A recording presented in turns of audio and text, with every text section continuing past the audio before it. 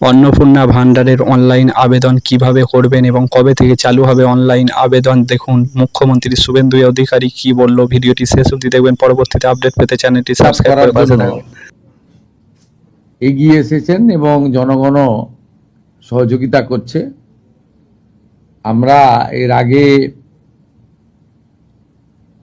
অফলাইনে চালু রেখেছিলাম, আজ থেকে অনলাইনেও চালু হয়ে গেছে এবং আমাদের 20 জন আধিকারিক প্রিন্সিপাল সেক্রেটারি লেভেলের অফিসার জেলায় জেলায় গিয়ে এই কাজ মনিটরিং করছে এবং আমরা আশা করছি বুধবার খুব বড় সংখ্যায় আমরা ট্রান্সফার করব এবং সেই দিন রাজ্যের বিভিন্ন ব্লকে, এসডি অফিসে, মিউনিসিপ্যালিটিতে এই কর্মসূচি সূচনাতে আমাদের ছোট একটা ইভেন্ট হবে এবং আমরা নবান্নর সভাগৃহ থেকে রাজ্য মন্ত্রিসভার সদস্যদের উপস্থিতিতে একটা মিডিয়া ইভেন্টও করব।